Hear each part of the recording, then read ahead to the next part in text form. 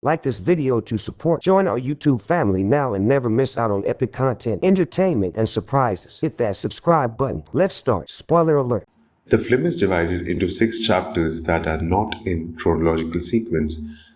The introductory sentence indicates that between 18 and 20, there was a very prolific serial murderer. Chapter 3. Can you help me please? The film begins in Oregon where a young blonde lady, the lady, is chased in a vehicle by a serial murderer demon.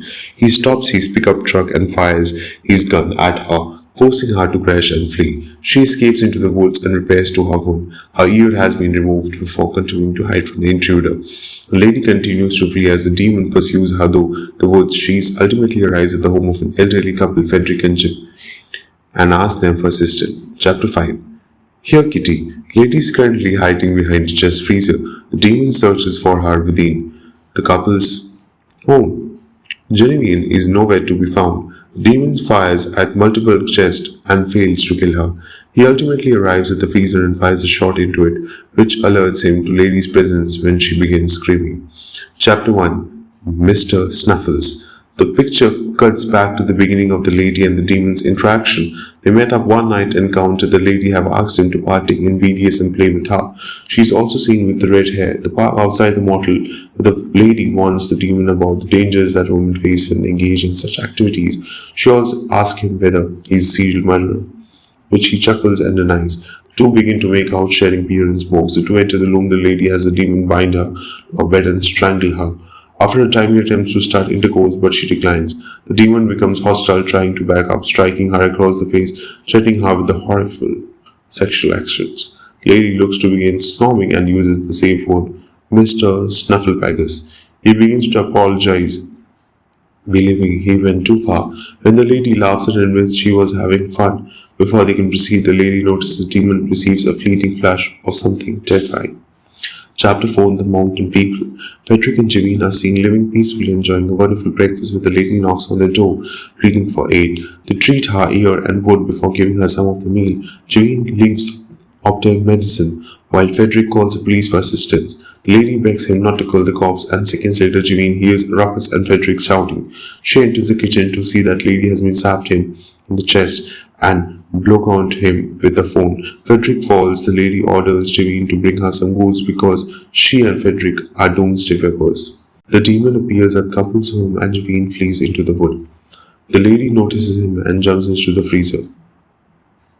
Chapter 2. The Electric Lady. The lady and the demon may be seen making out and consuming drugs in their hotel room. She takes out the bag of cocaine for them to snort. Soon the demon begins to feel ill and attempts to leave the chamber, only to remain still as Rayleigh turns him back in. She explains that she gave him keratin while demon is drugged. The lady carves the letter EL into his chest, identifying herself as Electric Lady, a serial murderer. She digs through his possessions and finds a bag, indicating that he is a cop. Before she can deliver the fatal blow, the demon snatches his rifle and blasts the lady's ear off. The lady flees and finds refuge in a nearby motel. She runs into the cashier Libby and her helper Tanya. When Libby instructs Tanya to contact the cops, the lady stabs her in the neck and forces Tanya to hand over the vehicle keys. This leads to the previously mentioned pursuit. Chapter 6. Who is Gary Gilmore? After the lady seems comatose after being hit in the face, the demon calls for aid, describing himself as RC and requesting the backup. The lady regains consciousness and reveals her reasons, stating that she was inspired by serial murderer Gary Gilmore and wanted to die in the same way he did. She also informed the demon, sobbing throughout the brief encounter she began to have true feelings for him. As he stands up, lady takes a can of beer and sprays it on demon. As he stumbles, she bites onto his neck and takes a chunk of flesh from his jugular, causing the demon to bleed to death. The lady then pulls his revolver around the trouser's leg.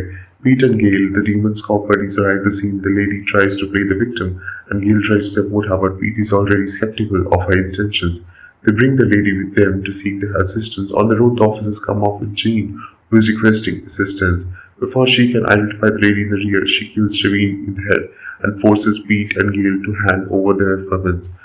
Lady tells Gail to get out of the automobile as a gesture of gratitude for assistance.